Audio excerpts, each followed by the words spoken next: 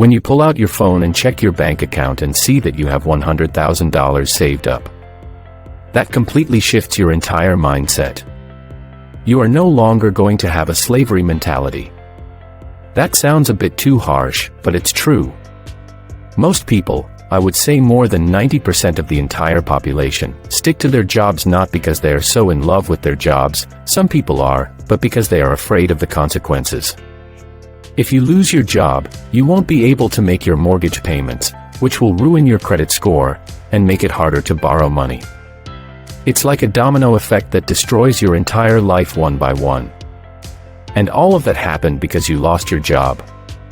Imagine for a moment that if you quit or, God forbid, lose your job, you wouldn't face the same consequences. Wouldn't it be that scary to lose your job? Not really, because paying your basic bills is no longer the question. The question is, what do you want to do next? Maybe you actually want to stick to your job because you love it, but you get the point. $100,000 is not much money. That's how much you would spend a year living in any major city, but do you see what kind of a difference it makes in your mentality, in your thought process, when you know that you aren't going to end up in the street should everything goes wrong? Saving your first $100,000 is the hardest thing. Like going from 0 to 100,000 is much more difficult than going from 100,000 to $1 million. Once you get the dice rolling, it gets much easier. The problem is that when you have set up your life in such a way that when every penny comes in, has to go somewhere, then you are in trouble.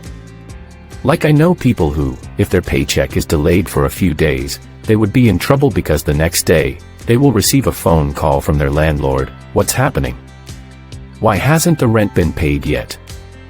Nobody wants to ruin their reputation, which could make it much more difficult to rent a place in the future, for example. Investing your first money is also not the best idea. I am not saying you shouldn't invest long term. You should, but not your first money, not the money that could give you financial freedom, not the money that would give you peace of mind and let you decide what's best for you and not stick to something just because you can't afford to keep paying your bills.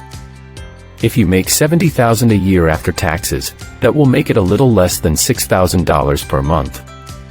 If you manage to save 20% of that, which is, to be honest, way more than most people can, we are going to assume that you are super disciplined and you can make it.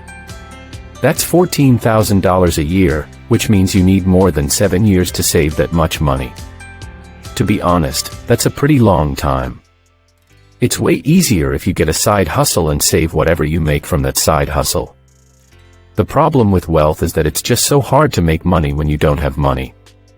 It's actually true that you need money to make money.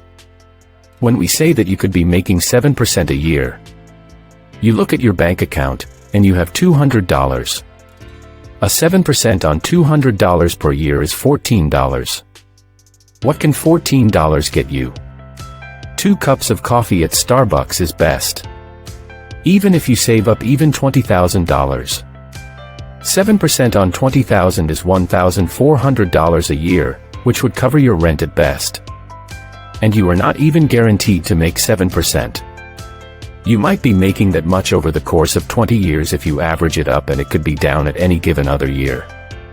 Take 2022. The entire market is down. So investing doesn't make sense at this point unless you are ready to invest and forget about it. But what if Bill Gates got an offer to make 7% a year? What do you think it means for him? Has he got many, many billions? If he puts just $1 billion into the business, that's $70 million. Let's take out taxes and other expenses, that would amount to around $50 million. I am not sure how much Bill Gates spends per month, but $50 million will get him much more than just 2 cups of coffee at Starbucks. Even if he is not going to make any return on this particular year, that's not going in any way to drag down his quality of life. He can wait another year or 2 or even 3. He can spend more on that business to make it happen.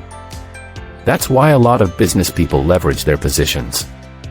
If you are certain that you would definitely make money out of this deal, then it's much more convenient to borrow money even if you have to pay some interest to turn the small deal into a big deal. That's what Michael Burry did. When he knew that the housing market is about to crash, he borrowed as much as he could. When startups find out that they have a working business model, all they do is just keep borrowing as much as they can to scale their operation. Even if it's just a 10% return. When you hear the news that Buffett made $10 billion this year, that's like 10% of his $100 billion net worth. That's like making $10 on $100. Of course, investing $100 billion is way different than investing $100, but you get the point. But it has its own share of risks, like if your deal doesn't work out, what happens next? You could be losing your entire company. If you could ruin your credit score and no one will lend you money again. You could lose all of your assets and end up in the streets. It has its own share of risks, that's why it's not like a joke. You should be aware of what kind of risk you are taking. So the term, the rich keep getting richer, and the poor keep getting poorer, is true. That's how capitalism works. It can't be otherwise. Because your income will never rise as fast as inflation and your needs as you grow up. You move to a bigger house, that's more expensive, it's really difficult to move back to renting a room. You got married, you get extra expenses, and you can't simply back down unless you have a good reason. You are a father now. Welcome to a lifelong financial commitment. So you are going to get poorer as you age up even though you might be making more money, but if you have got a small loan of $1 million from your parents that would generate 5% annually, and if you don't touch it and let keep growing, you will keep getting richer regardless.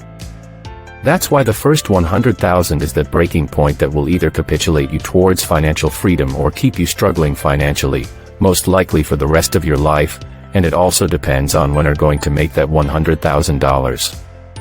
If you can achieve that in your 20s, you have done yourself a great favor, but if you achieve it by your 50s, then that's not going to be as advantageous as making it in your 20s, since you will have lived most of your life, assuming you will have an average life expectancy of 77 years. I can say that from my personal experience. When I got to the point where I was confident that no matter what happened, I can at least not work for an entire year and will be fine, my entire perspective on life changed. I stopped looking short-term and focused on the long-term. If you have the discipline to go to 100,000, you will have the discipline to go to 1 million. That's not always the case, but that's usually what happens. The only thing that I would strongly advise you to keep in mind is that, it's not forever. It's temporarily. It's like a journey to go somewhere that's better than where you are. If you are afraid of planes like me, then you force yourself to be a little bit patient because you know that once you reach that destination, you are going to feel far better. Focus on that destination. Whenever you feel like you are about to give up, imagine how life would be once you get there, and if you don't get there, imagine how horrible life will be further if you do not hit that milestone. I wish you all the best. You can let me know in the comments how you plan to hit your first 100,000. Thanks for watching and see you at the next one.